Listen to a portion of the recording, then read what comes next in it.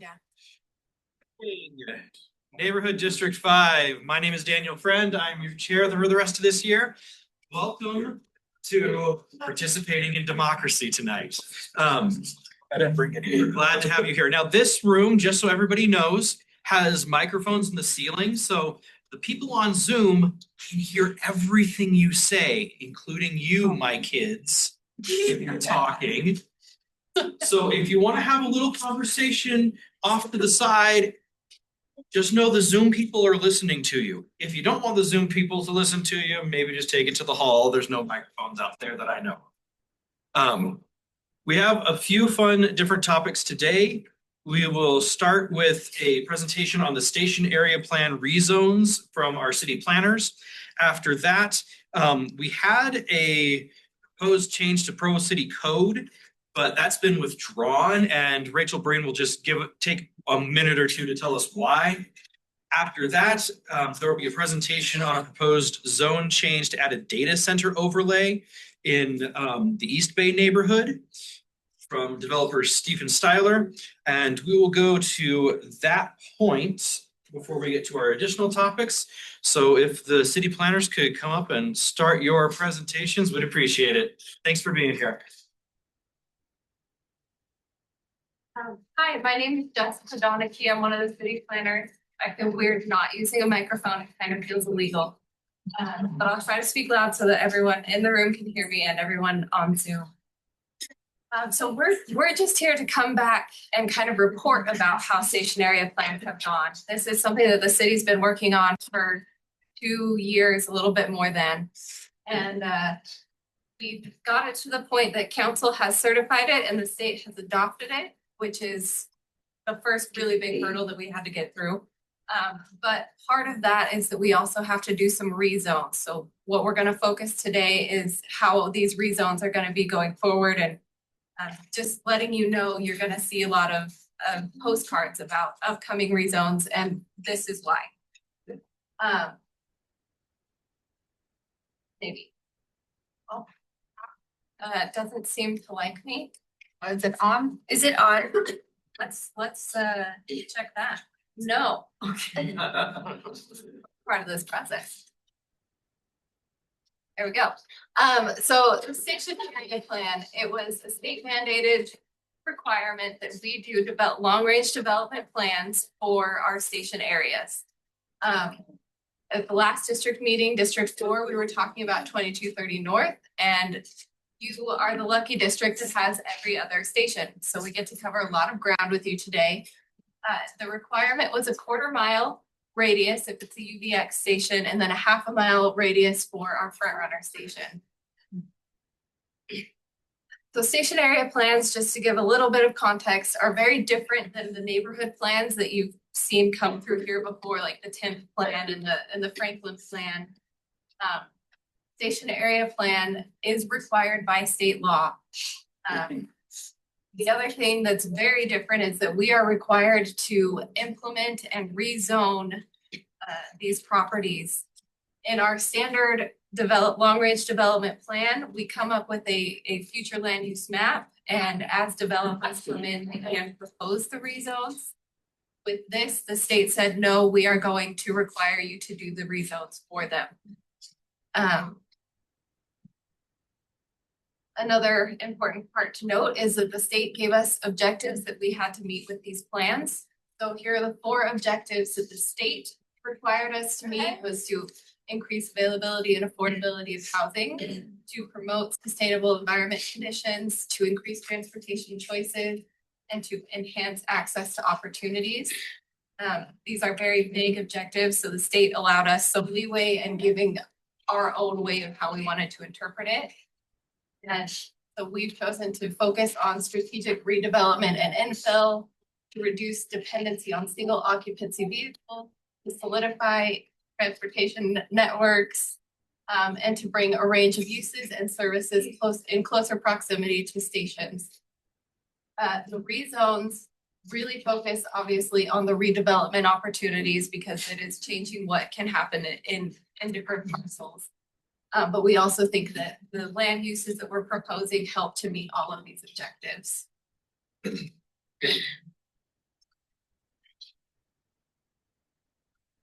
Okay, now it just doesn't like me. I know it was on. No, that was my, okay, right again. Good. Okay, so just again, a little bit more context and timeline for the station area plans. We started this back in winter of 2023. We came through, we had a booth at the farmer's market for people to come give input on the initial planning process, respond to surveys so we could kind of see the residents' opinions of what they wanted to see around the station area. After we got all of that feedback in the summer of 2023, we put together drafts, we worked with technical advisory committees. Then we brought it again back to a public open house so that we could get additional feedback from the citizens who this would impact the most. And we made a few tweaks after the feedback we got at those meetings. And then just recently, we brought it to city council. And then finally, the state approval of it just happened back in September. So now we are at the final step for these rezones. Station to go over is the Joaquin station.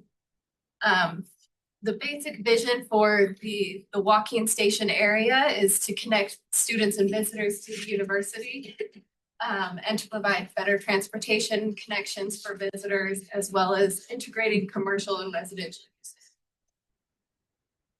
So here we have what's currently zoned. You'll see a lot of areas that are residential conservation or that RC zoning. And then here we have what we're proposing, which is more mixed use and a lot more density as we're right next to campus, and then kind of fading it out as we're getting further away from campus. One of the things that we got as a really important feedback was to make sure that we were preserving the historic areas, the historic neighborhoods, which is why once we get to 500 North, you'll see it goes from a very here above 500 North, we allow for back homes. As soon as we hit 500 North, the highest density we're allowing there is like duplexes, fourplexes, and then we drop to single family just to make sure we're maintaining those important historic neighborhoods and really kind of respecting the feedback that we got from the citizens of the neighborhood. So this station does have a lot of area that's going to be rezoned. You'll see these bullet points happen a lot. That the rezoning the property does not impact the current use. We don't want to feel like anyone is getting pushed out. They can keep their use as long as they want to have it. But if they want to develop to something else, that's when we'll have to come in with a plan that meets a permitted use in the new zone. And then an important point to also point out is that rezoning does not guarantee a project plan approval. We've taken away the hurdle of going through the rezone process, but each project does have to come through reviewed by staff, and most of them have to go to planning commission. Pretty much anything in this area would have to go to planning commission, which would allow for public comment to make sure that the residents still have a say and can express their concerns. So the next group of stations is the University Avenue that covers the Academy Square station. The other two whose names I'm forgetting at the moment, and you'll see in a second. So our goal here with this, because it's such an important connector, it has 3 station areas in it, is to make sure that we're keeping the urban densification strategic, but we're also improving transportation corridors and keeping the downtown area visually appealing and cohesive. And again, we want to focus on preserving historic neighborhoods where they exist. So like I said, this is a lot of ground that we're covering here. We have Academy Square, 300 North, and the Center Street Station. And the Academy Square kind of overlaps with Joaquin, and Center Street overlaps with Front Runner. It's just all connected. What we're really trying to encourage with our rezones here is that we want to see a lot more commercial mixed use. So we want to see some more ground level retail options with residential units above it. You'll see that a lot of this area is currently zoned in our downtown zoning, and If we go to this slide, you'll see that the downtown zoning already allows for a lot of that commercial mixed use. It also already allows for a lot of the entertainment and hospitality uses that we're really wanting to encourage these rezones. So you won't see as much land use change with this station area plan. It will mostly be focused up by campus where we want to encourage the student housing to really densify. And then our last two stations are the Front Run and 400 South stations. Since the Front Runner station radius was required to be 1/2 mile, it encompasses the entirety of 400 South the 400 South station. But our goal here is, especially since Front Runner will no longer be the end of the line as it's expanding further south. The vision for this is to welcome residents to a diverse community, to improve connections for residents and visitors, and to improve connectivity to the existing landmarks and to our existing transportation networks. So we have, like I said, a lot of ground in here. We're really trying to focus on providing a good diversity of uses that's going on. The residents who will be living here, we're trying to focus on providing more housing opportunities. Hopefully we can see some of that redevelopment happen as we get these rezones adopted. Obviously here down closer to the mall, you're going to see more of a focus on commercial. We really want to support that. Quick clarification. So on the left, we have the current zoning map, and on the Yes. right, we have a envisioned land use map, Yes, not a zoning map. correct.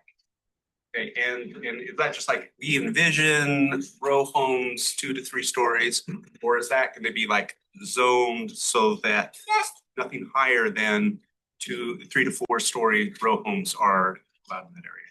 Yes, so with the future land use map, we went into a lot more detail of what we want to see with the development. The rezones, for example, we don't have a zone that is row homes.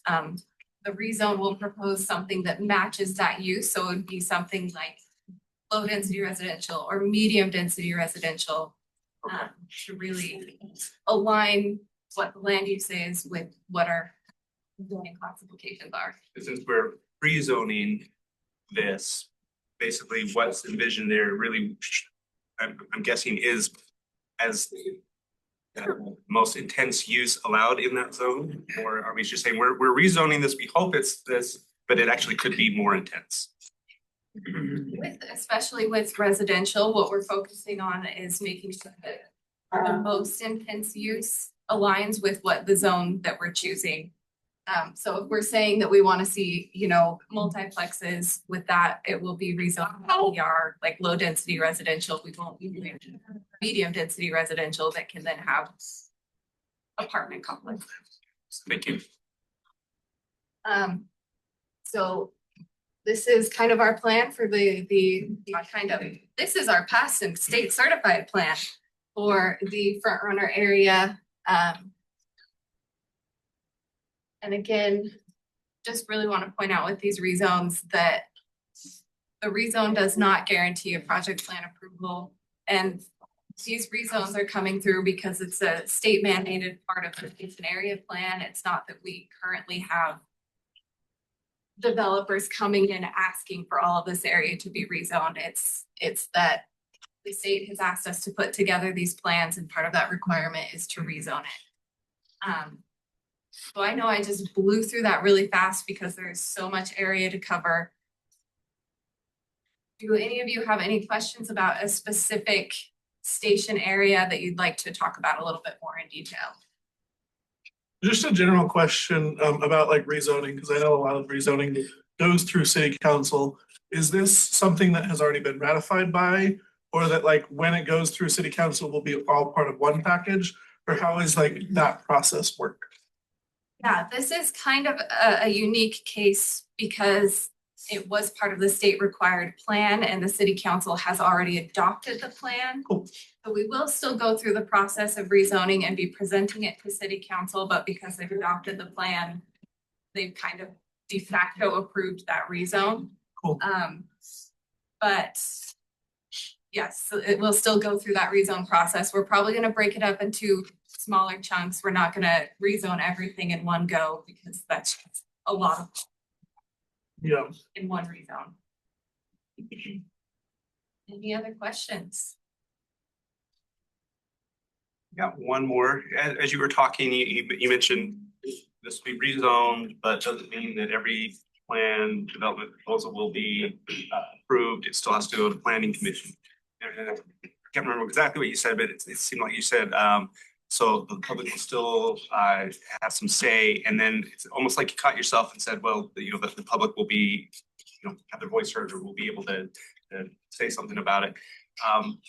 If you can maybe speak to that just a little bit more. I believe there's been some frustration within the public slash planning commission, because at times the public comes thinking that they might be able to persuade the planning commission and the planning commission on something that's already been pre-zoned.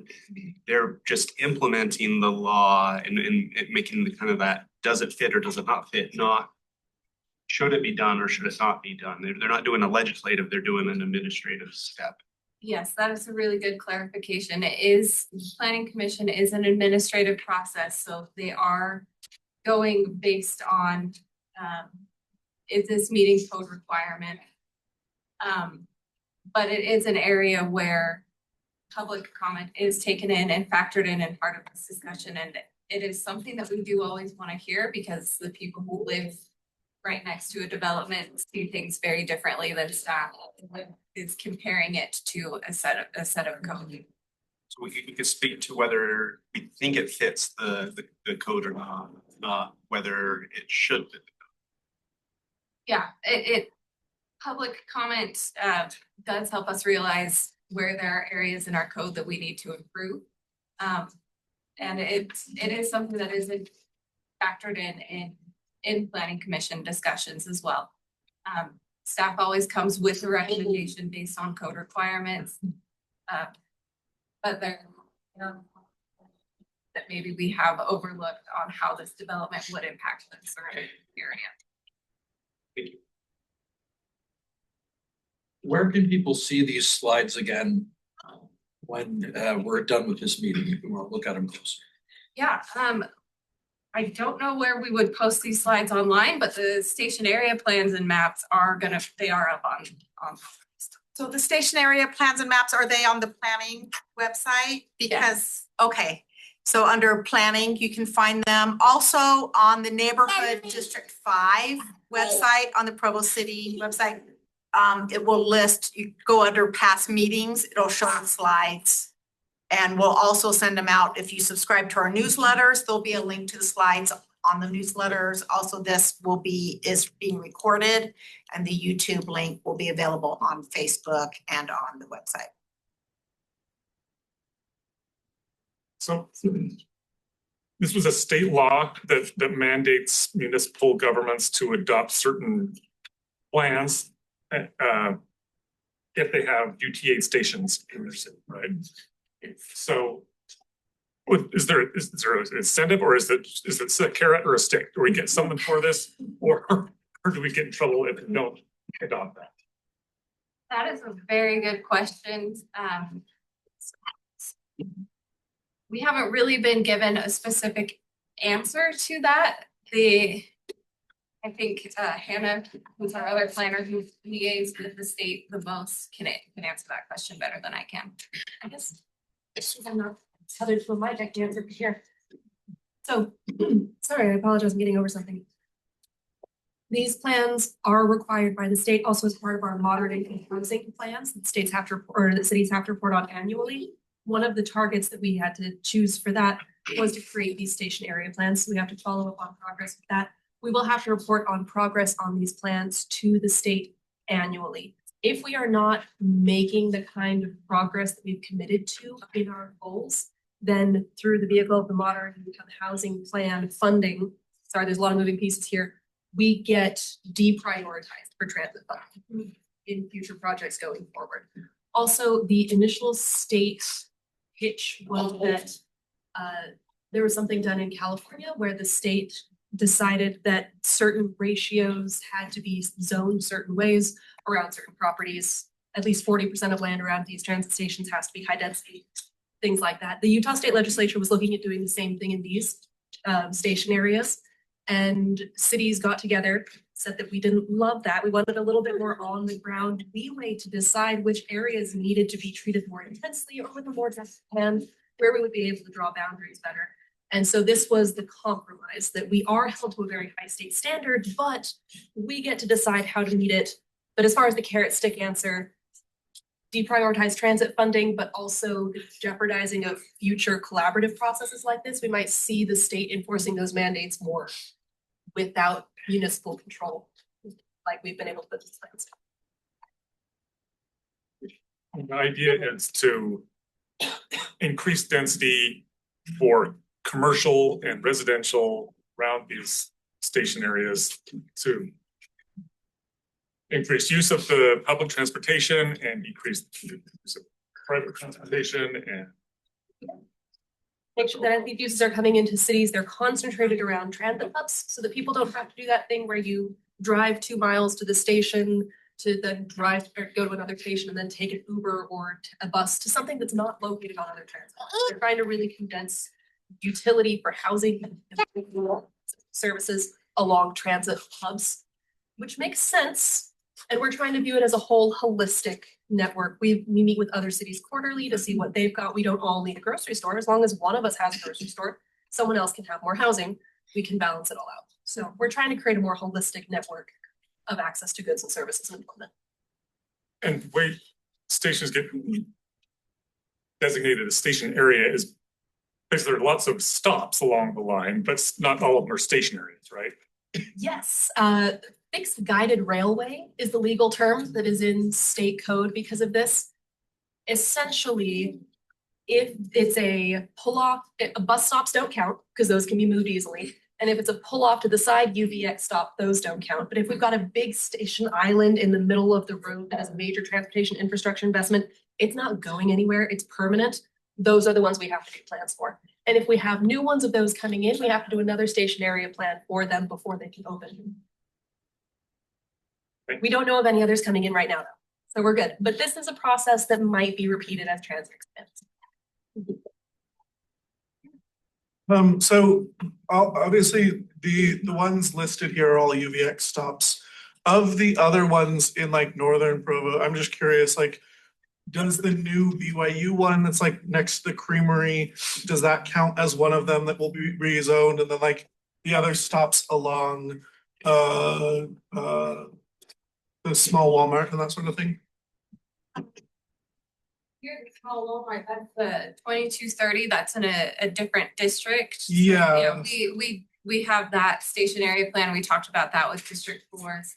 The one by the BYU Creamery, I believe, is just a pull off to the side, so it's not fixed guided railway. Gotcha. We don't have to do a plan for that. There are a few station areas, specifically there's one right next to BYU campus, but because we as the city don't have jurisdiction to plan what BYU puts in their campus, we were exempt from doing a station area plan for that one. Cool.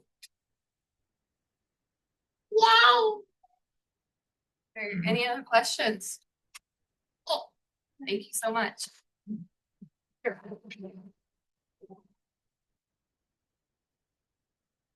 I just wanted to brag a little bit about how great your District 5 board is. So one of the perks of being on a neighborhood district board is you're one of the first people to see planning applications as they're submitted to the city. So we received a planning application for the Maverick on Center Street and about 900 West to put a big pole sign, like a big tall sign that says how much their gas is, like that, for Maverick. And they had submitted that, and your board members said, hey, 12 years ago, when Maverick first came in there, they agreed that they would never put a pole sign at there. So we dug in, so with Dave Harding is the one who first brought it to our attention, Jason Ream, whose family owned the supermarket that was there before, he remembered it. We had some other people. Rob Slater contacted the city, we contacted the planner. And we said, hey, we're remembering something from 12 years ago where they weren't supposed to do this. The planner dug up some documents. Sure enough, there's a document saying you will only have monument signs, which are the low signs and not the big tall signs. And so they had put in this request for the tall sign, which not only affected their place, but all the downtown zones. So all over downtown, you can have these big signs up. And so we had told them, the planner had spoken to them and said, hey, even if this passes, even if they do change the ordinance to allow these pole signs, because of the conditional use permit from 12 years ago, you're still not gonna have it because you agreed to not have a pole sign. Make sure I'm telling this right, Erin, okay. And so then they were like, oh, well, then if we can't have it, never mind. And so they withdrew their application. So we just wanted to give a big thank you to Dave Harding. These are people that love your community. They're invested in their community and they remember and they will speak out and make sure things like this don't happen. So big thank you. But that's why that's not on the agenda anymore. But big thank you to them. And then our next item, just to see where we're at in the process, this is for the data center in East Bay. So they came up with an idea, they've submitted their application. They're still in the review process. So what you see tonight might be a little bit different from what's presented to the Planning Commission and the City Council, because they're still getting those reviews. They're still might need to make some tweaks to their plans. And then after it passes reviews, it'll go before the Planning Commission for a recommendation and then the City Council for the decision.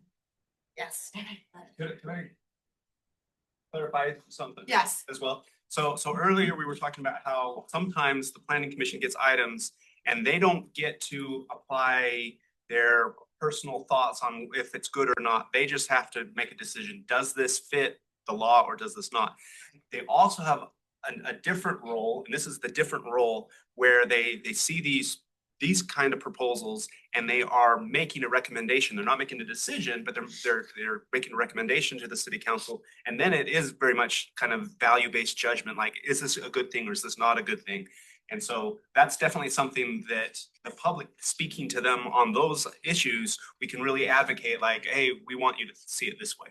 Right, and that's the main purpose for these meetings, is so that you can learn about these projects before they go to the Planning Commission, the City Council, so that then you can attend these public hearings and voice your opinion for or against or neutral, so that way you kind of know what's happening. So I will turn it over to the developer on this so they can do their presentation. Thank you.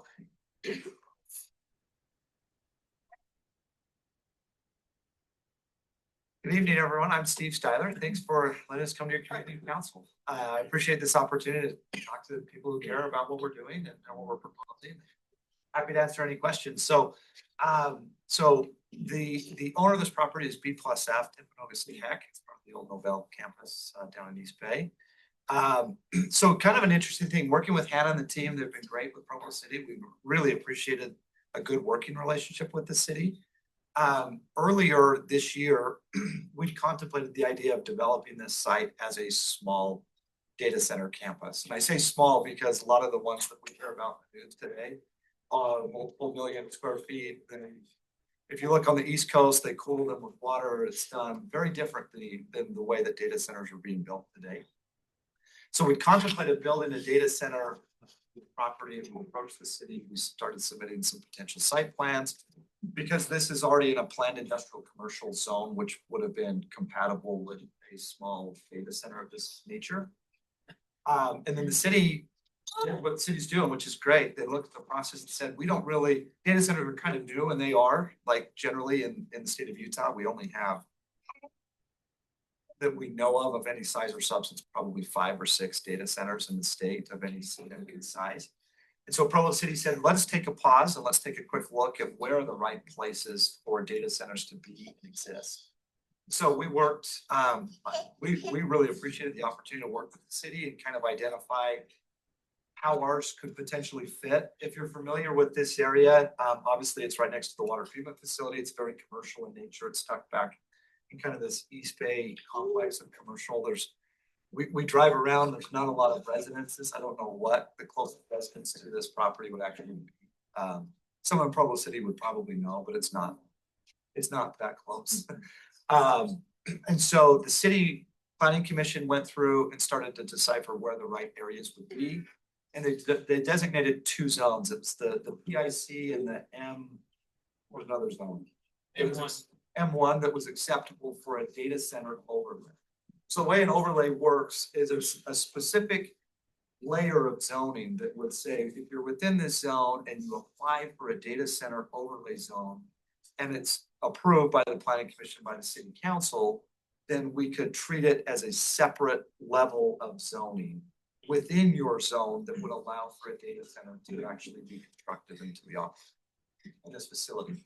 So that went through the planning commission, city council approved that. And so a new ordinance was passed September, October, not long ago.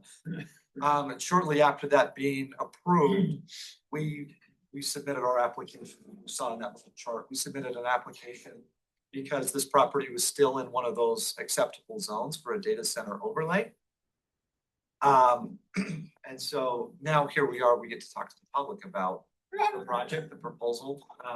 Just so everyone knows, when we talk about data centers and we talk about zoning, the zoning question is this type of use acceptable within the zone?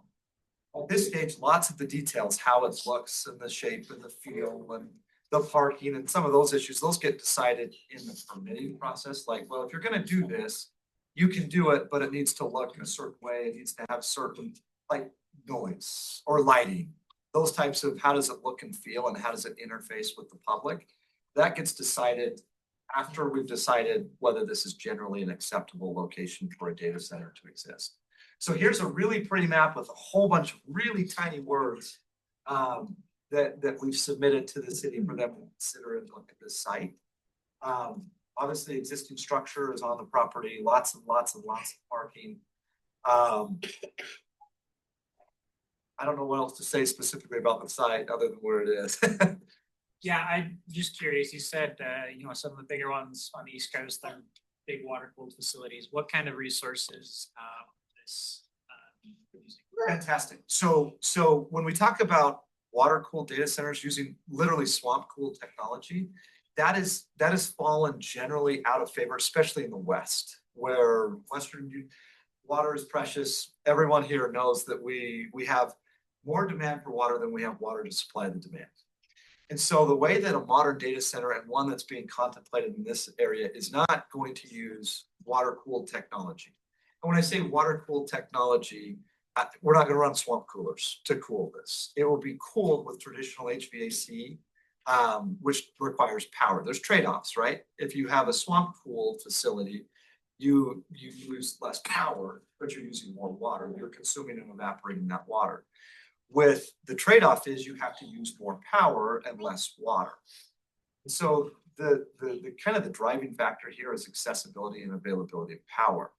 What kind of triggered the minds around the idea and the concept of the data center? Many of you, if you've driven this property, will see the large scale this is the transmission corridor for the majority of Provo's power that comes into and out of power. There's significant power resources that have historically been used within this facility. So when we talk about a true redevelopment, this is what it is. It's a redevelopment from a previous use into a more productive use that can be used. And there's ample demand for the services that we'd like to provide.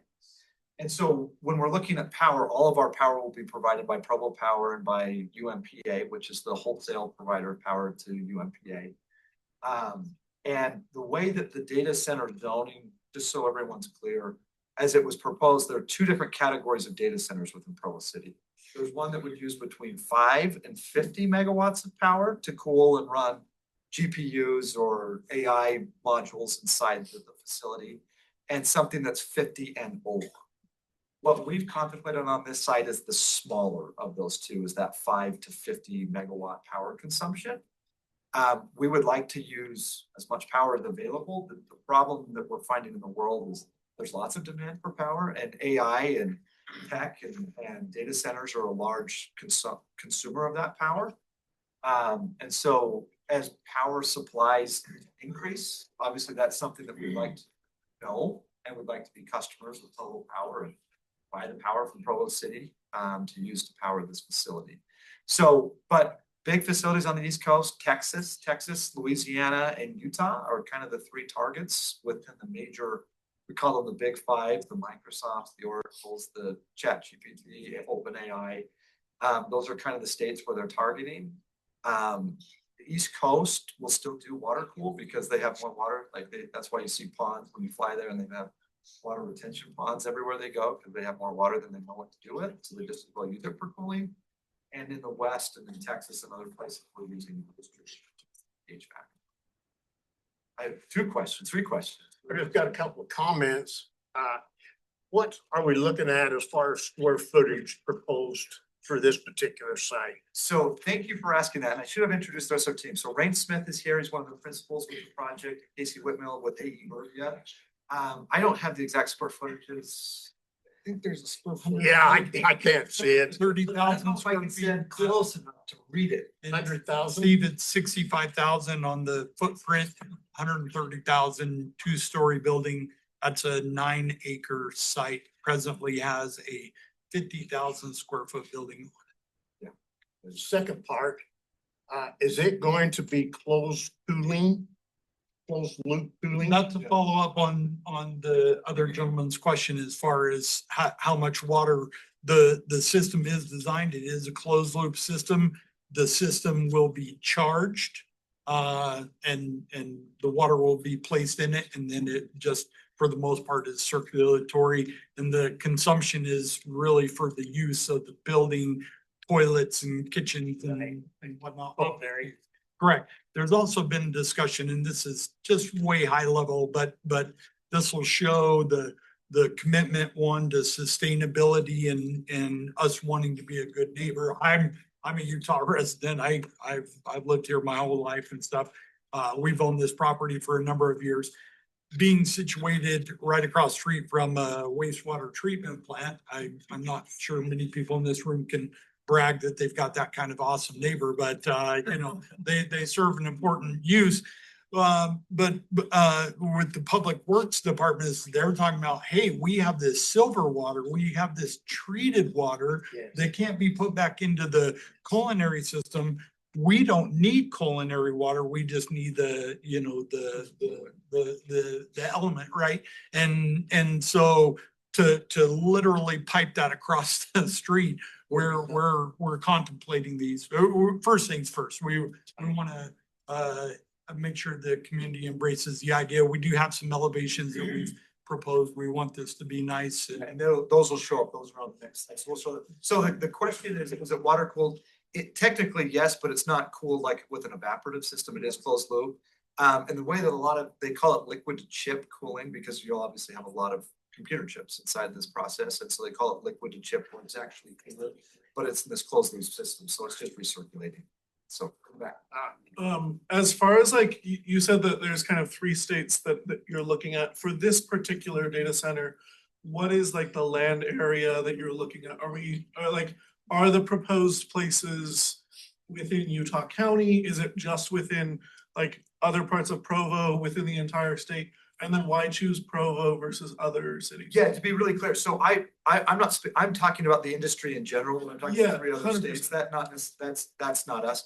The reason, well, and I can speak for the state of Utah, like what I'm observing as I see some of these large projects that are being announced.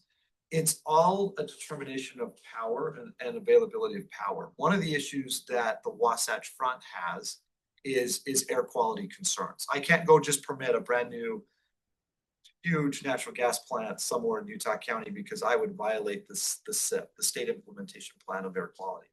So what you're seeing is the large users and data centers Because the idea of co-locating next to your generation source is it's a new thing. That's why you're seeing people like Amazon buying 3 Mile Island, like nuclear power plants and all these other major power plants, because they need data centers. They need to compute AI, and it's cheaper and easier to pull fiber than it is to produce a power plant and then move it via transmission. And so that's when I say Louisiana, because they have natural gas. They've got tons of it and they can generate a lot of power with it. Texas, because it's still the wild, wild west of energy and they can produce lots of energy. There's certain places where energy is actually trading at a negative in certain industries. And so they're saying, oh, I can get power for basically for free in West Texas versus East Texas. So those kinds of industries. So none of this is contemplated because it's a really great piece of property. It's a 9-acre piece of property that's surrounded by commercial, by wastewater treatment and other things. And it has access to certain levels of power that we think would be a great starting spot that could grow into that 5 to 50 megawatt type campus. We've owned the property for a number of years. Again, we're part of the community and we're not going anywhere rather than have this site sit, but the majority of it right now is parking lot. But you can see we put a lot of energy into presenting something that just would, it'd be nice. It's in the industrial zone, but this isn't, we're not a macro developer. We're a property owner in Utah County. This is our site. And so we just wanted to make it better. This is a much more nimble application. Like when we talk about those big, massive 1,000,000 square foot facilities, the undertaking to build one, I mean, just to go build 1,000,000 square feet with earthquakes, shock absorber, I mean, it's massive. This is a very nimble application that would be directly located next to consumers. If you use ChatGPT, like there is a market for a nimble application of data centers near users of AI. Just a couple of comments. My research and that I found, a normal size 400,000 square foot data center will use somewhere around 330,000 gallons of water a day. And that's not a closed loop system. One other thing, at build out, we're talking possibly 50 megawatts of power usage. Last August or September, of this year, Provo City's total power consumption was 175 megawatts. So a total build out, they're talking about using 0.25% of Provo's total power. But there's also one thing that comes back on that, where we as a municipality and have our own power, we sell it to them at a pretty decent cost. One reason they're looking at Provo is because of our lower costs. But the profit that Provo City does make off of that, and last year alone, the profits, not only from the residential, but commercial, $8 million was put back into the general fund just from that extra money that's made from us furnishing the power. One of the other, and I appreciate that comment, and I know there's other questions, but one of the nice things about a data center use, like literally, it's kind of like the hotel that has 100% occupancy. You don't have the volatility. Every power operator will tell you the scariest moments in their life look like this on an angle and look like this on an angle. It's called peaking, and they've got peak shaving, and they're trying to always shave those peaks because you have to have certain redundancies in your power systems. And with something like this, the idea is it's likely going to be on, it's going to be on in a stable state, and it will provide just a constant source of revenue for power on the sale of that power. It's a normal data center of this size probably will employ 20 to 30 employees. I think that's a pretty accurate representation. And we do own the property immediately to the south as well. We own that 6-building campus. We do not own the tower, the Microsoft tower where they are, but they're at the bottom of the screen.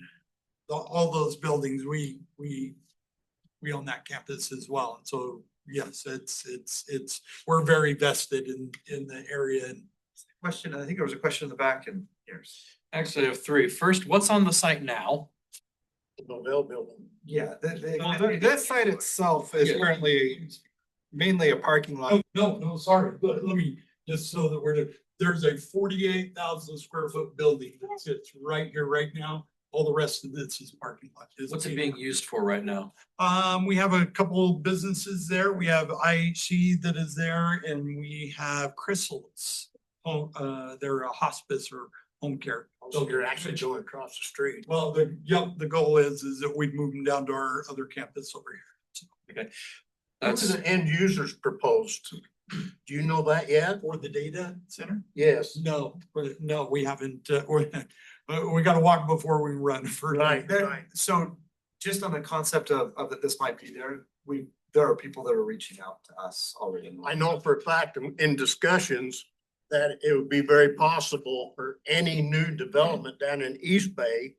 It would be wise and it would also be for them to come in because you've got the data center, the Norda Medical across the street. One of our tenants. They would probably want to be a part of this. And so, you know, it's a win-win. Yeah, Pretty much all the way around. And what you're seeing across the country is you're seeing universities of all shapes and sizes that are partnering with a variety of AI compute like partners. That's not lost on us. That's something that's happening across the country. It's almost we hate to call it an arms race, but there is an arms race for AI compute capacity and especially amongst universities. Going back to peak usage hours, I was reading a really interesting article the other day about how some data centers are installing both solar and batteries so that they can turn to their own on-site power during peak hours. Is that something you guys have considered for the site? So something that we've talked about, it's interesting just because of the land profile and it's a little bit has to do with the return on size. Like we've heard a lot about, so many of you, if you've flown into Salt Lake Airport, you've seen the big Amazon buildings that'll have, you can see the A and the Amazon logo, and they've got solar across the roof. And the amount of generation that comes from that rooftop solar on 1 million square feet versus a 30,000, 40,000, 50,000 square foot. It's just an economies of scale. Is it worth it to do? There might be a period where that could be contemplated because having more electrons rather than less is very valuable. And that's something that the city contemplated on battery storage. They actually added a specific section on how you would, because there's some concern, well, your batteries are gonna spill acid or you'll do whatever. So there's a whole containment section there. So the city contemplated that as well. That's not lost on us, but that's probably a topic that we would figure out as we start to, as Ray mentioned, we gotta walk before or crawl before we can walk. And we'll actually see how that would be developed out. Might I give you a positive suggestion for it at this point? Finally, just looking at the previous slide where you had the pictures of the different sides of the building, it occurs to me, one before this. It occurs to me that if I'm reading this correctly, you've got the ugly side of the building facing the main road, East Bay Boulevard, where most people will drive. And I wondered if there was a logic behind that decision. Data center? Yeah, I'd love to pass that to Casey, or we could just take your recommendation to heart. So just wondering if there was, because I actually really like how the windows look, and if I'm reading this right, those are facing south where most residents won't actually see it. We're also, because the office uses the data center would be down in the core of the building. The office area would be that ribbon of glass up above. I mean, it's arguably one of the best views in the entire city. I guess everybody's got the benefit of Timpanogos here, but from that piece of property at 40, 50 feet up, it's, yeah, we want to capture as much of that as we can. We want to get high enough above so that our neighbors at the sewer treatment plant are our primary focus, but we love that they're there. Whoever's first, you kind of already touched on this a little bit. If this is beyond the scope of this presentation, it's fine too. What is kind of the projected economic impact that you are? Yeah, no, I appreciate that. And there's a couple ways to look at that, because obviously there's an investment back into the property. There would be a sizable investment to repurpose and to build this type of a structure or an operation to do that. Inside of the computers themselves, so anecdotally, and I hate to use the comparison of the really big to the small. But on the million square foot facilities right now, I know the pricing on those is approximately $1 billion per building to build $1 million square foot, or the million square foot building. It's about $1 billion. Inside that million square foot facilities, they're putting between $3 and $4 billion of graphic processing units. So from a property tax standpoint, it's very significant. Now, size that way down, because We've pro forma this out, just the construction to get up and operable would be $280 million. so it's not insignificant for sure. The other part of this too, it's not just what we're doing to the structure, but obviously we have Silicon Slopes to the north of us. We have I believe there's a tech industry that's kind of evolving between the universities, between BYU and UVU. And what we're really trying to provide, because the people that operate and work within this facility will have to have a very high level of sophistication in IT. What we'd like to do, and it might be a small first step, but we would really like to create kind of a technology core for workforce that we can train locally and have them start, because whether you love it or hate it, I don't see AI going anywhere really quick for a long time. And to the extent that we can accelerate having people knowing how to use it and how to operate it, how to train people, everything from medical to education, and everything in between. I think AI is here. Everyone's days probably revolve a little bit around it, whether you know it or not.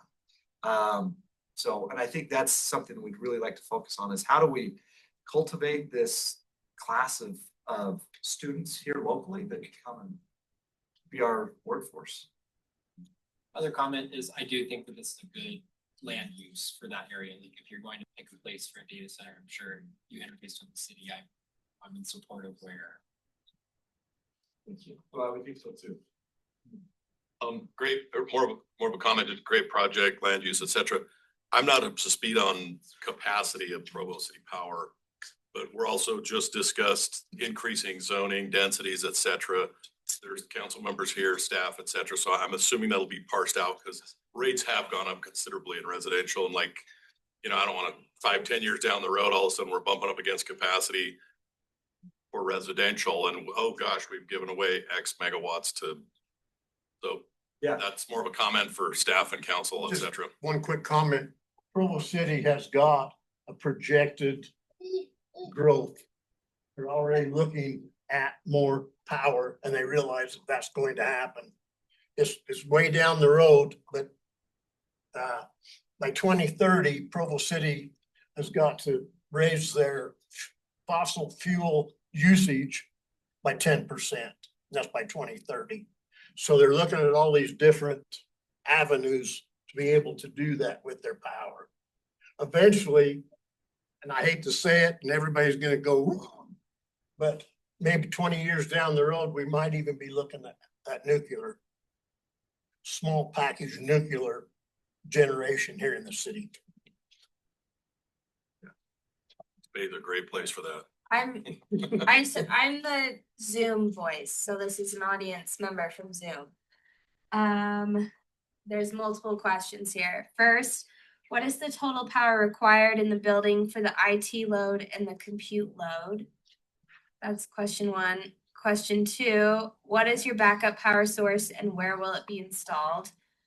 Question three, what can you tell us about the sound levels based on the previous two answers? And question four, when will it be complete? And I can repeat. Those were great questions. So let's talk about this. So right now, we've done some estimates based on historical load that goes into this facility. We think that historically into this facility, it's probably used somewhere between 3 to 6 megawatts, I think, kind of total capacity. It's a guess. Yeah, Campus wise. Yeah, and quoting from UMPA and Provo Power, they said it was designed for 11 to 15. that transmission line that runs right through the site. Correct, within the whole campus, the idea there. So the idea, right now, again, we're between 5 and 50, obviously, working with Provo Power and Alpha, we would like to use as much capacity that's there without in way of all other growth, things like that. We're trying to find the right number. Technically, we would, 30 megawatts would be critical load. Yeah, so we'd look at about 30 megawatts, but our plan right now is to start small in a small chunk, like if we can get 5 or 10 megawatts of load, which would be somewhere around 5 to 7 megawatts of IT power, and then kind of build up to using 50 megawatts is what the campus we're kind of hoping for, which would give us about a 30 megawatt IT load. Then also bringing in revenue. Yeah. Revenue to Provo Power. Well, I mean, you guys need to bring in revenue to expand also. Yes, and then I guess kind of talking about like what this does, I think this is gonna be a lot like cell phones and cell phone towers, and proximity to these buildings is gonna become important to speed and reliability, and we're gonna see that in our lives. But this little L-shaped building, that's where the backup power would land. So that would be natural gas generation. Yeah. We have a will serve letter or pre-commitment from the gas company to use those, and that would be our backup or our redundancy system. Yeah, and then the last question I think was regarding sound. So the way that we measure sound in decibels is from the edge of the property. So it's not if we have the generators in the middle of the facility, that's not where you measure sound. You measure sound as you stand on the sidewalk around the outside. That's the way that we measure. Because obviously it might be louder in the center of the property right next to the generators than it is where it would actually affect a neighbor or someone walking down the sidewalk. And so the number that we have been using based on some of our projections is 65, which is quieter than what we're talking right now. Yeah. So Decibels. yeah, decibels. So a loud voice, I think, is 75 to 80-ish decibels. A So car passing by accelerating at 65 decibels. Stadium's 106.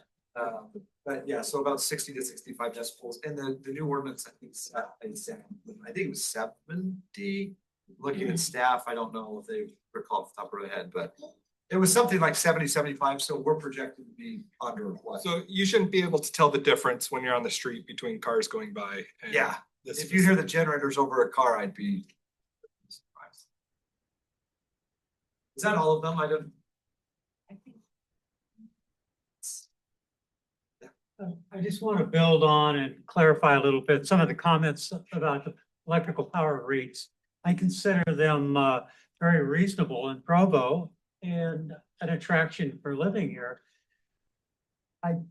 If you've answered this, I apologize, but does this potentially, this higher demand for power, is this in some products, of course, the price is lower, but in this case, does this potentially raise our rates in the future? Yeah, so here, it's a really good question. I appreciate you asking it. So the way I can maybe answer it, because as we've talked about power, we probably had more conversations with Provo Power and UMPA about this because power is such a critical element of this. And as we worked with UMPA, and as was mentioned before, they have this build out plan because most of their wholesale power is coming from Rocky Mountain Power, or maybe all of it. I don't know. Obviously, UMPA can go out and contract for other power from renewable sources or other things as well. But they've shared with us kind of a staggered growth plan to grow it out so that the amount of total delivered power to Provo goes up. But they haven't shared with us the pricing for that. That's something that they kind of negotiate and figure out with wholesalers of that power.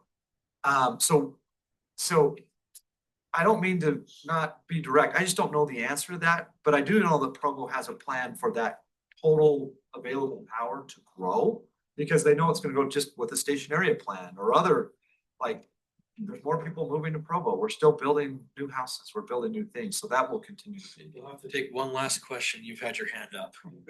Sorry. So sorry, sure. I'm near Salzl, so.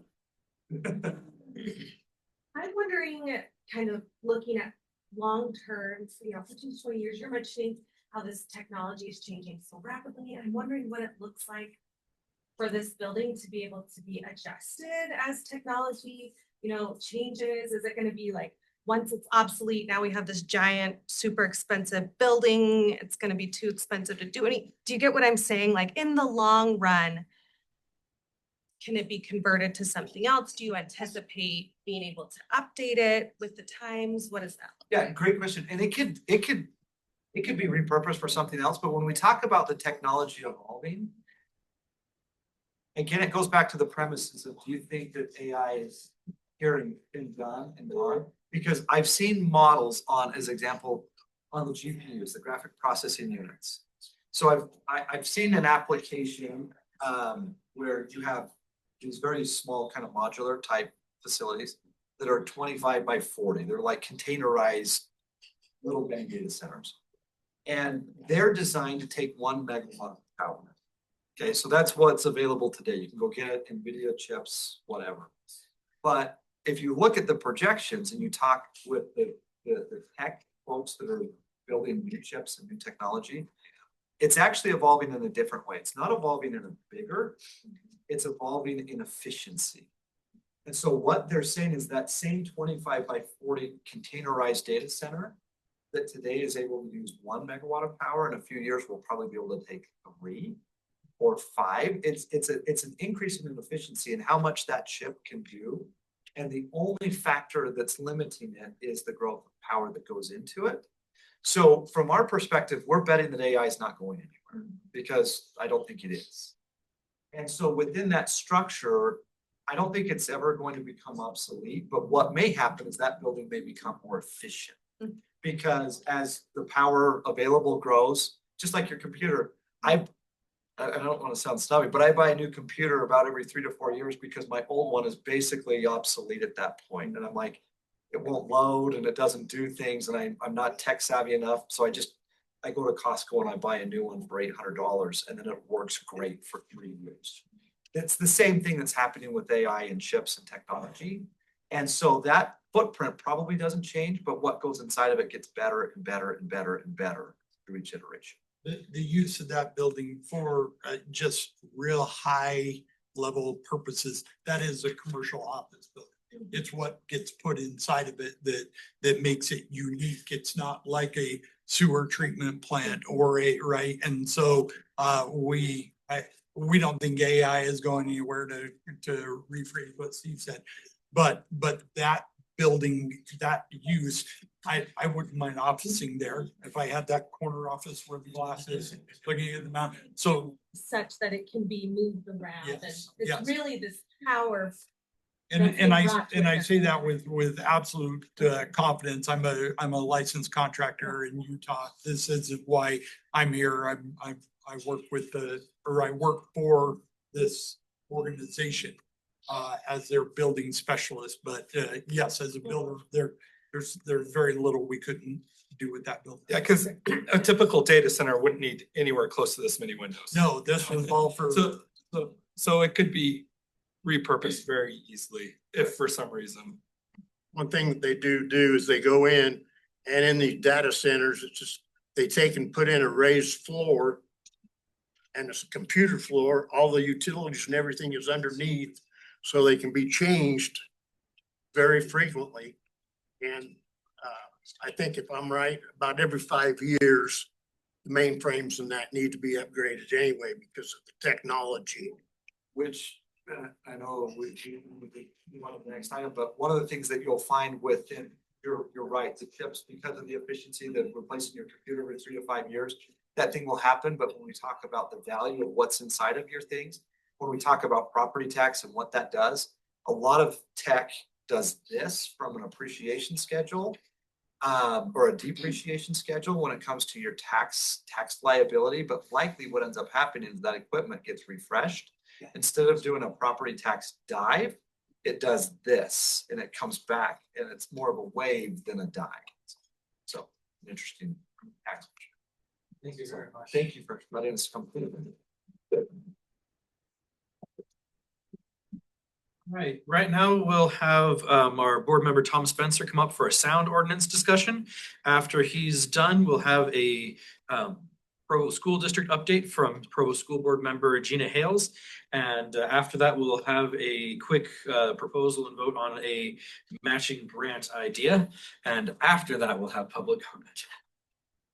Right, well, I'll try to be fast. I already got pushed from last time. So I'll just, if I push it again, it'll just get dumped. So anyway, does this change the slides or do you do that? No, you can do it. Just for this, okay. All right, so this is partly just informational and it'll mean to you whatever it means to you. I don't know exactly, but I learned some important things that I just want to talk about. Unfortunately, these links don't work. I was going to show you some statistics, but anyway, you'll just have to take my word for it. What's there? I can show it to you, send you a link afterwards. That's fine. But so if you look at the number of noise complaints that have been made in our district, it gets made every year. It's very, very large. What I was going to show you here is a report that was run for the city council last year when they were looking at revising the sound ordinance. You know, from 2020 through 2024, so in those 5 years, Joaquin had 659 noise complaints, but actually it's significantly higher than that because we discovered very recently that the police do not track every call. So if they get 5 calls on the same thing, it only gets logged in as 1 complaint. And maybe like if an hour and a half later, the still noise is going on and they still have to resend an officer out, then they might put that in as a second one. But some of the worst complaints it shows up as 1 in the system, but really it might have been 6 or 8. So 660 over 5 years is probably quite a bit higher than that. Joaquin's the biggest, but all of the leaders in sound complaints are all in this district. So we have the noisiest part of Provo. We are so anyway. So that's a lot of complaints though, and Joaquin has by far the most of those. And also if you look at it, the vast majority of them, at least in Joaquin, are parties.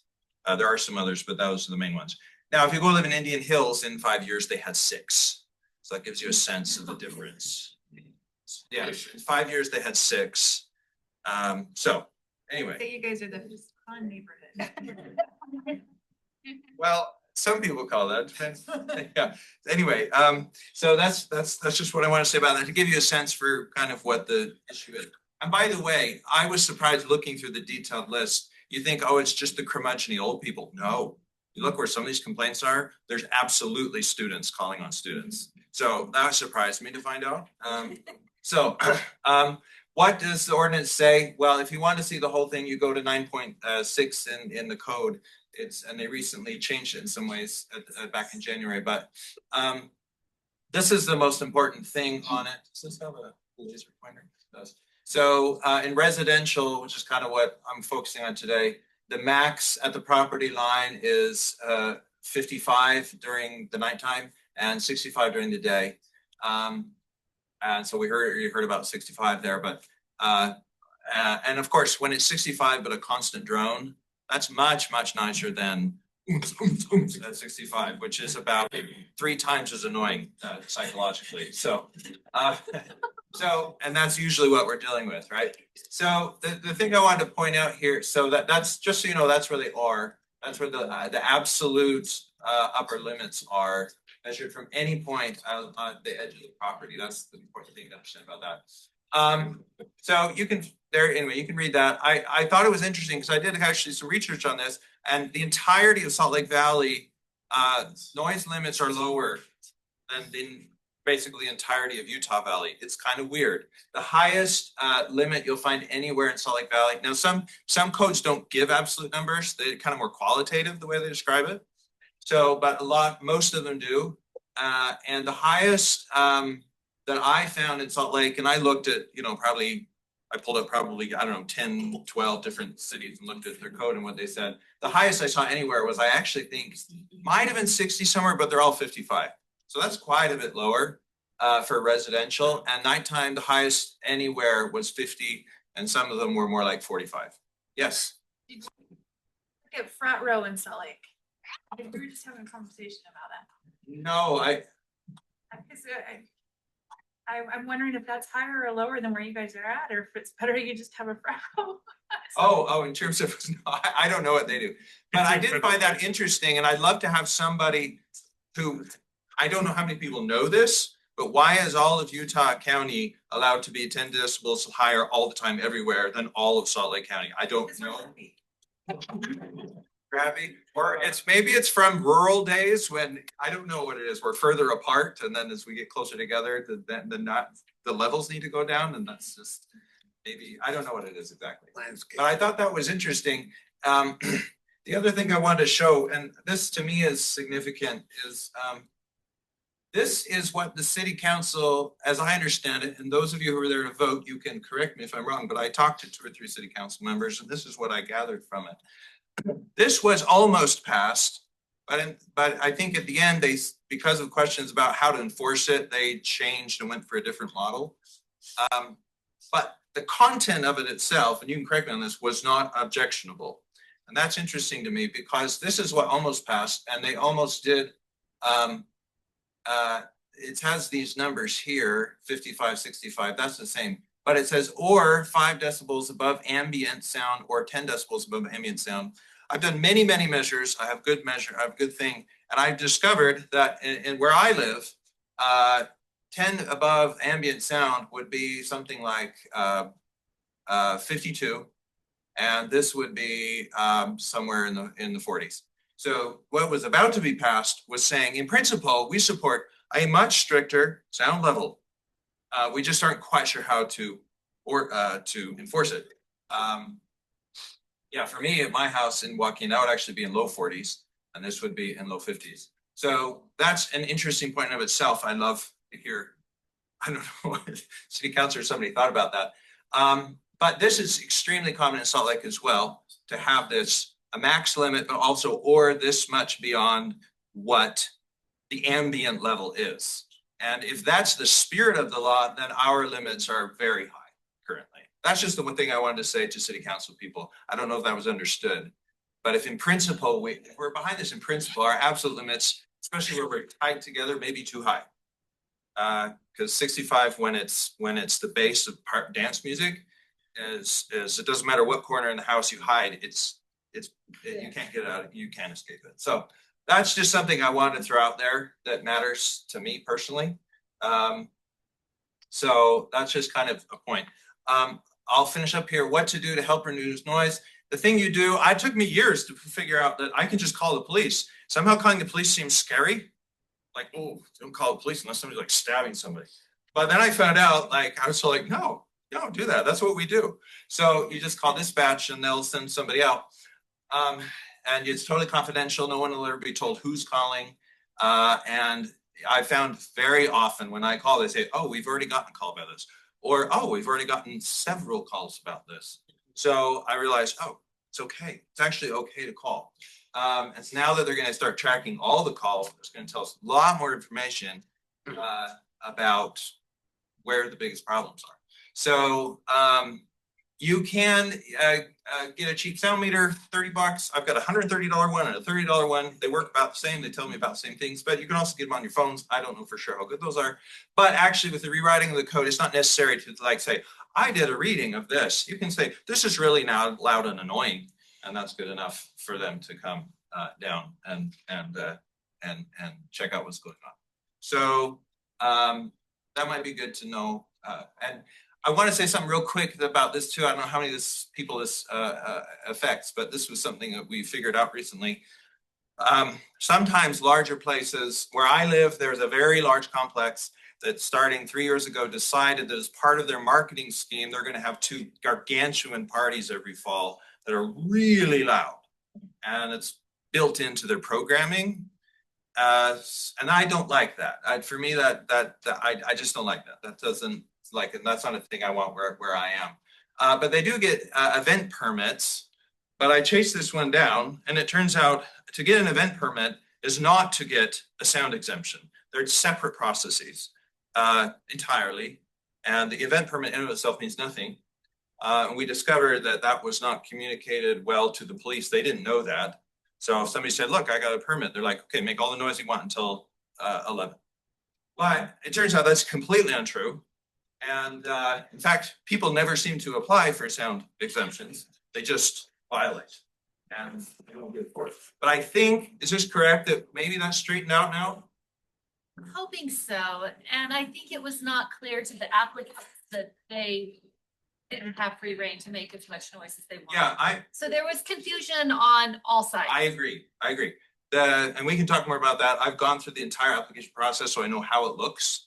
So there is somewhere that it does ask you about it, but it doesn't sort of explain, it could be more transparent. So, so anyway, that's an important thing that we're working on. And those are approved, all of those are approved by the chief administrative officer, that's Scott Henderson, that's the mayor's office, or someone he appoints in his office. And so I've talked to him directly and he's explained this to me. So, and that's who makes the decisions on it. There is no process for neighborhood input in the current system, but you can always reach out to them. I don't know, that's how it is. And I already mentioned that. So the last thing I want to say here, I have a few questions about noise, and I just throw these out. Maybe you have questions, maybe you don't. Maybe it's just a me thing, but why does, for a long time, I was told when I called the police, if I called before 10, they said call back after 10, as if there was no such thing as a sound violation before 10. And I've talked to the police recently about that at some length, and basically they said, now they say, oh yeah, you can totally call before 10, that's fine. We won't tell you to call back. So I don't know why, but that happened a lot. That's another thing I'm hoping gets straightened out, but from what I'm hearing, it is different. So. Did you test the theory? Did you call? I have called before, And I was not told to call back after 10, but I. More than once? I'm trying to remember. Yes, it depends sort of who's picking up. And there's also some problems, I think, a little bit among the, anyway, we can talk about that more in detail. There's what they tell me, but there might be also what the police say amongst themselves, which might be different. So, but I think we're straightening that out. I hope so. But I've only heard the first indications of it. I was told specifically by the dispatch manager that then just like the day after we kind of talked through all this, that the police, they had said they'd done a retraining to all the police. They said, we're getting a retraining tomorrow on how to enforce sound ordinances and stuff like that. So I never heard back on how that went, but I would love to know how that went. Just make sure they retrain because we cycle through officers pretty quick. Yeah. So, well, I don't know that I'm the person that can retrain. That's what I'd like to fix. I'm like, I don't fit in the bureaucracy at all. So, personal relationship with 911 or. Yeah, so. The non-emergency number, I will say, was the one you put up. 801-812-6210, am I right? Yeah, so I'd like, anyway, that's a concern. Maybe there was one training and maybe it'll get forgotten. I don't know, but it'd be nice if somehow that didn't happen. Mom? Yes, oh. Do you get notes placed on your house saying that we're gonna have a party between this and this, you're gonna make the. No, that was only done, I'm a little too far away from that, but I know what you're talking about. I can tell, I can. Received it all winter and summer long. I can fill you in on that if you like. So, and anyway, just real quick, can we make it easier to view noise permits that have been granted so we know? And what if there's this noise exemption involved? And maybe just calling in if, I've also noticed the dispatch and the police don't have access to this either. They only know if there's a permit when they go down and they say, hey, I heard there are complaints you're being noisy, and they say, look what I've got. And they're like, oh, so maybe could be more efficient. I don't know. Yeah, can we have input on those? I mean, there's not a system for it. I told you who you can contact if you're concerned, but maybe I don't know if there's any other way that can be made more public, how you can do that. And then I already mentioned this, but track precise how many complaints are made. I think that's happening now, I hope. And I already mentioned that. And I noticed looking at other ordinances, like in Mapleton, all loudspeakers, the use of all loudspeakers outdoors is banned without a permit. That's one way to deal with it. Because all the parties, all the really problematic ones have those kind of professional DJ type loudspeakers. And that's one way to deal with it. Say, I don't have to go out and measure. It's like, if you have those and you're using them, where's your permit?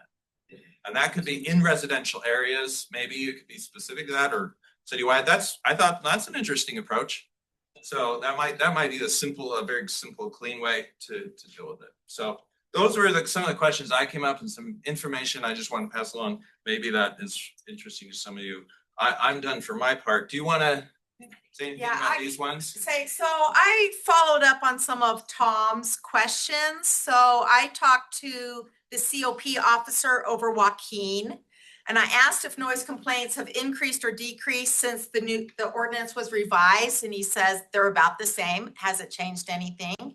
But can I say? Yes. That was before I discovered, or we discovered as I talked to them, that they are not tracking individual calls. So that actually doesn't unfortunately mean anything.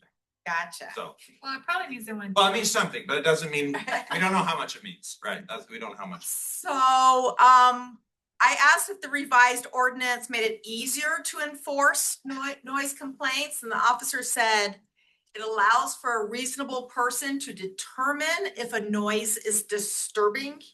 This does not supersede officer discretion. I asked him what that meant, and what that meant was you can call in and complain, he'll come out there, but even if it is super loud, it's his discretion if he wants to enforce it. So even if it is above the decibels, doesn't mean he's going to enforce. They never told me any of that language. That's interesting, because I asked very specific questions. I asked if officers have sound meters, and he said there is a sound meter available to officers, but did not answer if they had them on their person. I also asked about dispatch, and he said the dispatch supervisor says that they will make changes with, and I think you've noticed that, so they won't be saying call after 10 p.m. Yeah. I asked about complaints being tracked and how residents can see them. You'll have to submit a grammar request. Make sure it's a grammar request to the police department. And I asked for an update on the noise call, the one you were talking about, the big party. And he said that an officer was there and they had a permit from the city to operate. Again, we found out later, this was the event permit, not the noise permit. So they thought they have a permit, they can be loud. But if you want more information on that, you can always submit a grammar request. And then I went to, I talked to Scott Henderson of the mayor's office. That's who the noise exemptions are granted through. And he said they're very rare. In the past 2 years, he has not granted any noise exemptions for residential neighborhoods. So people are confusing the special event permits with the noise exemptions. So if the police are saying, well, they have a permit, none have been issued in 2 years. So there's a miscommunication there. And also I asked when he does okay those noise exemptions, is he informing the police? Is he informing customer service that this is allowed for these times? And he said no.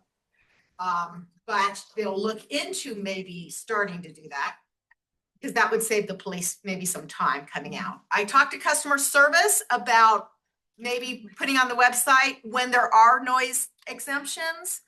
And they said they're not going to do that because even if you have a noise exemption, there's still levels. You can't be as loud as you want just because you got the noise exemption. It still says there's a certain time period, there's a certain decibel. So they still want people to call in to the police because it might be super, super loud. They don't want people to be, oh, I saw online, they have a noise exemption, so I can't do anything. They don't want people to think that. So they said that they would not be posting anything online, and that came from customer service. I should say, I've actually measured, especially last year, a lot of like party noise and stuff. And they're all in the 70s and occasionally in the 80s from the property edge. So, I mean, it's well past the 65. And then of course, it's the type of sound that's the most obtrusive. Rachel, how does customer service bill? How about putting some kind of disclaimer, even saying a disclaimer when they're helping someone fill out an event permit to say this excludes noise from it? You need something separate. I don't know. That's something that we can ask. It has been thought that maybe if the city council wanted to have it maybe be in a work meeting where we have customer service, mayor's office, and police there describing how the process goes and where the holes are. Well, it doesn't seem to me like this would be a legislative issue. It seems like it's more procedural or administrative. To just say, you know, on the mayor's end where they can say, okay, when something comes through, that's an event permit, you say, this is not a noise permit, this is something that you need. In addition to this, because I think it's more education on our, the city's part. And if that falls, I think, on customer service, because they're the ones helping them do the permitting process, correct? Yes. Especially where there's been none issued in the last 2 years. I just Yeah. think it's an amendment. And I'm pretty sure even before the 2 years, they were probably more for like downtown parties or not just residential area parties. Those probably haven't been issued since I was born. I wouldn't be surprised. I mean, I don't see why you would issue those really. I mean, as far as we go, we're the legislative body, right? And the administrative is the administrative body. But my recommendation to you would be to ask those same questions that Rachel's asking is why can't we have, you know, how do you feel about this administrative process? Because we're not getting the noise permits, we are getting the event permits, and it's confusion. How do we fix that? Is it administrative then? Well, I have done quite a bit. I have lots of emails from Scott's office and stuff, so. But at a certain point, I'm like, I don't fix it, I just make noise and do you fix it? Not a legislative act, I don't think. I think it's more administrative. Yeah, or. But it's something we could work on. Right, I think the legislative came in because there were some suggestions of why is Salt Lake more restrictive than Provo, which is legislative. Like if we made it so you had to have a permit, if you have the loudspeakers, that might be legislative. There were some items where when I asked the administration, they said those are administrative items. Any other questions about this before we move on to the next topic? I have like a 20-second thing, which is just to give some perspective that I live on 500 West and the ambient noise is super, super loud. I mean, for me, if they were gonna enforce anything with noise, it would be the super loud cars, but neither here nor there. Anywho. Yeah, the people my- right on main streets is a whole different. One time, my next door neighbor, grandma and grandpa, had the most tame swimming pool party in their backyard on planet Earth. But technically it was like above the decibels. So somebody called on them and the police came. And I was like, technically this noise is above this level, but it is a faint sound that you can hear from the edge. I didn't call on them, but I happened to be in the yard when the police came. So anyways, I was just grateful they used that discretion that my grandma and grandpa next door neighbors with the most tame pool party was not really, although it was technically at some decibel level, it wasn't really. I think the gold standard would be measuring against the ambient. It's just a little tricky to know how to measure against the ambient. Yeah. So, yeah, those are some of the challenges, which is I think why some cities have just gone to a purely qualitative approach without numbers. So I don't know which is best or effective. And it was 8:30 PM too for them. So it was before 10 PM. Thank you. I will say that our neighborhood is submitting the permits for activities, which is the BYU neighborhood. I know that we've had some, and if they're loud and they go beyond 10 PM, then we are submitting a permit. I hope that process is working all right. I haven't heard any negative feedback on it yet. And your neighborhood where our students are making problems, it's just, we're all for you putting them to bed and telling them. And the fact matters, you can't have a party and stick to 65 before 10. You actually can, but like they're all 70s and sometimes 80s and they're going on till. It's not. Yeah.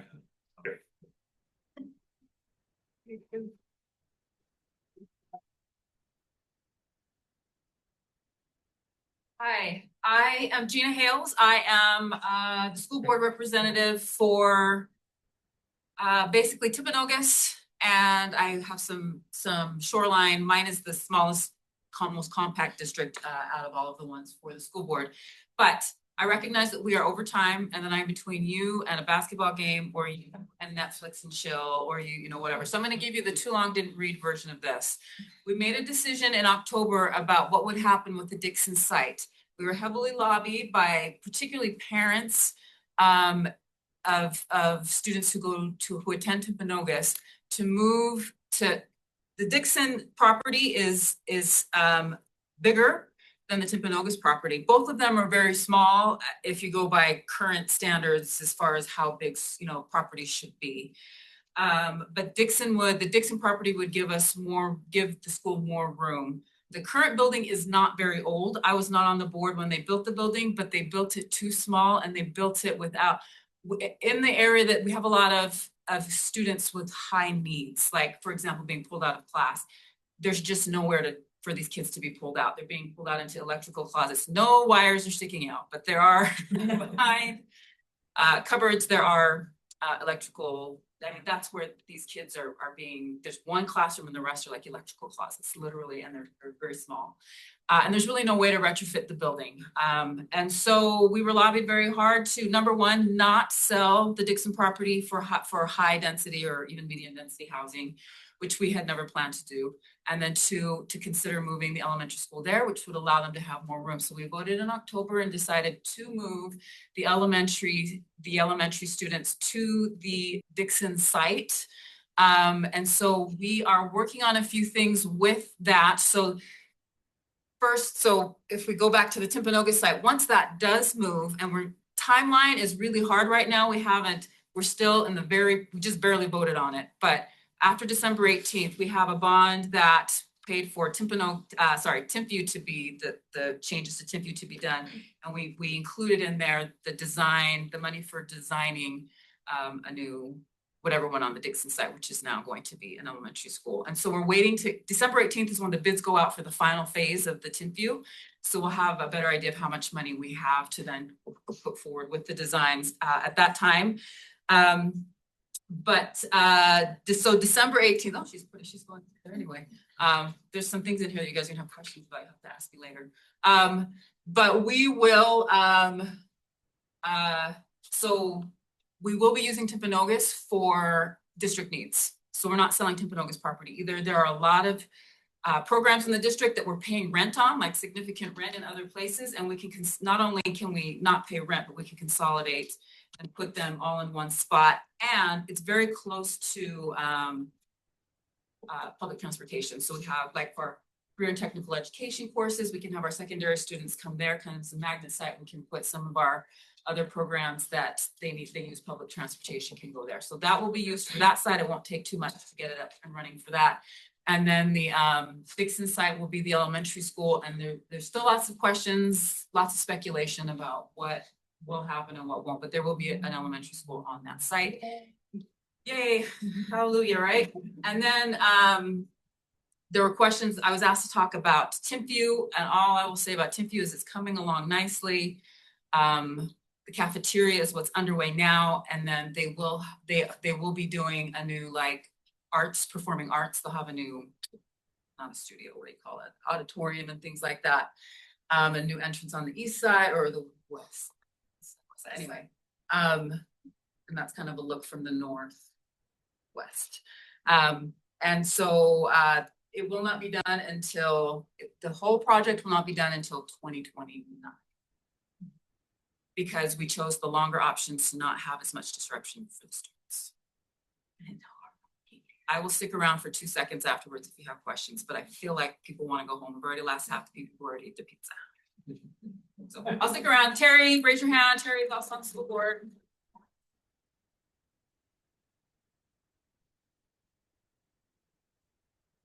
So 2 years ago, we did a matching grant project where we took out the asphalt and dead trees right there by Fresh Market. We put in some beautiful landscaping and trees and bushes. But there is a bus stop right there that we had put in kind of a gravel path. It's not good enough. We've had requests. We have quite a few residents in wheelchairs that use that bus stop. And so we had a request from one of the residents if we could pour cement there. So Rob Slater, he's our Franklin board member, and he's a contractor, and he has submitted an application, but we need your vote.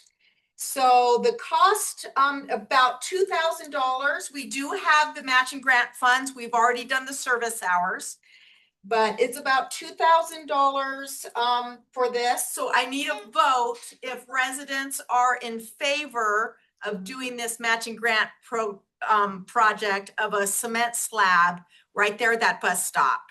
So people aren't getting stuck in the rocks. So do we have all in favor? If I can have a raise of hands. Soraya, can I have you count?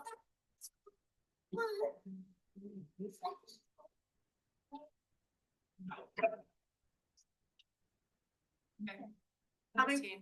What was it? 17. 17. Are there any against using our matching grant funds? Okay, 0 against. Have any on Zoom as well? Oh, Oh, two. I have two on hands. Zoom. Okay, so 19. In favor? In favor. I 19 don't know, their hands are In raised, favor. so. I don't know. And we still have about $2,300 left in funds for another matching grant project this year. Or if you want to roll it over to next year, then that will give us about almost 10,000 for that. Fiscal year or calendar? The fiscal year, the July, and that's not anything that's just informational. That's not anything you need to vote on. Just, there was someone on the chat who mentioned about a bench bus stop at 920 South and 500 West. That's something, I think we have to work with UTA on that if we want to put in a bench, but that's something we can like just look into to see if we want to do for a future matching grant, or just ask UTA to see if they'll do it on that. But okay, so it looks like, yes, do you have a question? Just can you repeat the total remaining? Oh, okay, so if we do, just so you know, we had 7,500 of matching grant funds. It's starting July 1st. We did the Your Speed sign on 100 North, 600 West. It's working amazingly. That was for 3,186. This cement pad, right now the quote is 1,940, which leaves us with $2,374 in matching grant funds, which can be till June 30th. July 1st, we get another 7,500. So that's kind of where we're at. But I will tell Rob that we've got the okay from the residents, and we'll get it permission from the city council and get going on that. Thank you. Now is your favorite part of the evening, public comment on anything else that we haven't talked about so far. Mr. Harding, you're not gonna make us leave. No, I'll try to be quick about this. On the school board presentation or the school district presentation, some a mix of funding, including, it looked like an MBA. Yes, What's that acronym? that is, Terry, help me. Municipal building. There we go, Building Municipal Authority. Building Authority. Okay. Which does not require it to go on the ballot. Which is not required to go on the ballot, and so it's easier to do because you don't have to get the district doesn't have to get the public approval to bond for that money. Also, correct me if I'm wrong, means that the interest rate that will be paid on that bond will be higher because of that route. Not right now. Not right now. That's why we picked that. Usually. Interest rates are now. Usually you would be correct, but with the way that interest rates are right now, that is not, or if it is, it's very negligible. If there's a difference at all, it's very, very. And there has been some new state laws that passed that said if a school district does do an MBA, maximum amount is $175 million over 3 years. Okay.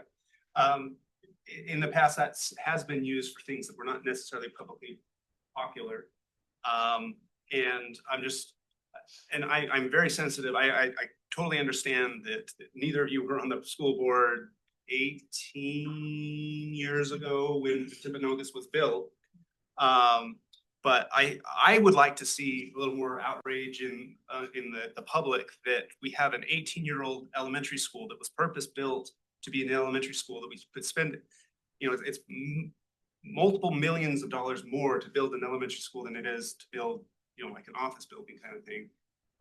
And now 18 years later, we're saying, it's not fitting our needs. Let's go build a new one. And again, you guys were not there for that, and now you have to deal with that problem. But I would like to see the public upset that we're doing that we're in the spot where 18 years later, this purpose-built building can't be used for the purpose for which it was built. And To be fair, that building, when they moved in, was not adequate to their needs. Right. At the time, I remember touring it because I was a PTA president. They really, to be able to turn on lights, you had to go put your hand inside cubbies to even access the lights for the, I mean, it was really badly designed. So my plea is for the school district and the oversight body to do your best so that we're using that publicly bonded money well. So we get buildings that we can use for 50 years, for 100 years, and not something that's abandoned after 18. So really quickly, number one, point taken, noted, get it. Can't yell at me for that. Oh, you can yell at me for that. Right? It had nothing to do with it. There are plenty of other things I have decided on that you can go ahead and yell at me for that I didn't decide on. But as far as you're good. We will have students in the building, so it would have to have been to the same standards. If we put the district office there, that's a different story, but we will have students in that building, so it would still have to be built to the same standards. What was the other piece? There is, because of new state legislation, safer schools have to be built, so we have to build according to those new rules. So. And there will be students in the building, so we have to Which build it. are not the same rules as when Timp was originally rebuilt. Yeah, it's all. Yeah. Right. I guess I would love to see the district kind of acknowledge we have lost some public confidence over the last 2 decades. And we are taking this very seriously and we want to earn back that trust. And so as we build this new building, we are going to do our due diligence to make sure it's done. Just that. So the process, I don't know what the process was. I was not married and did not have children 18 years ago. So I was not paying attention. But the processes we have in place now allow and require actually public input. So once we start having building stuff, we do plan. I can't promise anything. I don't know exactly how it's going to go. We do want public input. We do want the public to be able to have some input. We've gone to some things at the national level where they had some really fabulous buildings that will last a much longer time because they got public input, right? What are they willing to pay for? What are they not willing to pay for?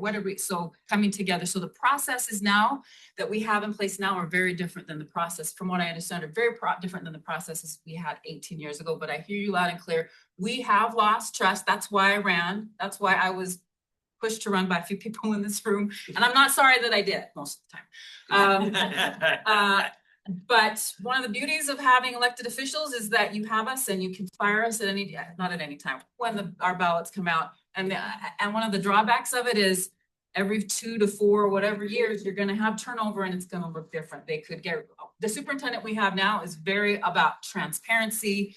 Let's listen to what everybody has to say. We're gonna make decisions and maybe you won't like it, but at least we'll talk to you about it, which is different than from what I had experienced previously. So we do have different people in charge now. I can't guarantee you that in 2 years, because actually 2026, the East Side board members are all up for re-election. There's 4 of them. It could completely change. So I can promise you that if I was the queen of the school board, I'm the vice queen kind of, but if I was the queen of the school board and I was gonna be there for 50 years, I would be able to at least make more solid promises to you. Like, I'm not gonna be there. I promised I wouldn't do a 2nd term, but I am. I really, really promise you. My husband will divorce me if I do a 3rd term. So unless I want to divorce my husband, I won't be on a 3rd term. So I can't make you, and we've had this conversation, I can't make you any grand promises, but what I can tell you is right here, right now, I myself will admit the school board and the school district have not always made the decisions that have made the community happy. And we are really working hard right here, right now to change that and to have processes in place that will make for buildings and processes and schools for our students and our children that are fair, that are transparent, and that will last. But I can only promise you for right now. That's all I can do. Simon Tanner here. He has asked special permission to do a public comment. Can he come up and do? Real quick, please. And in light of the noise ordinance, although I am a BYU student, I'm not contributing. Like Rachel said, I'm a BYU student. I'll be I'm so sorry. I went to elementary school and high school here in Provo, and I'm here to present a plan for improving crosswalk safety at Franklin Elementary School. Earlier this year, BYU received a $2,000 grant from the CDC for BYU students to find a low-income elementary school in their community and improve walkability to that school. At this point, me and my classmates had the opportunity to get involved and take on this project. We looked at several different elementary schools in the area and identified Franklin as a candidate, after which we met with PTA members and community council members. They identified several intersections and crosswalks that they felt were unsafe for their children to use to get to school and asked us to develop a plan that would improve the safety of their safe routes to school. After we met with them, we met with several other people, Vern Kiesler, Jared Seitz, and members of the Franklin admin to discuss possible plans. The plan we came up with consists of implementing temporary bulb outs at a crosswalk that children have to cross to get to school. Again, this is temporary, and this would consist of implementing something like temporary paint or planters that would draw attention to the danger of the crosswalk, shorten the distance for children to cross, and also narrow the intersection so that cars would be encouraged to slow down as they pass through that intersection. We then presented our plan to the Franklin Community Council, and they encouraged us to get more public input. And this was earlier today. They invited me to come tonight to present this to members of District 5. So in light of that, if you or anyone watching on Zoom has any comments or concerns, my contact information will be sent out in the email following this meeting. And I would invite you to let me know if you have anything to say. So thank you. All right, anything else? Going once, going twice? I will entertain a motion to adjourn. So, all right, thanks for coming.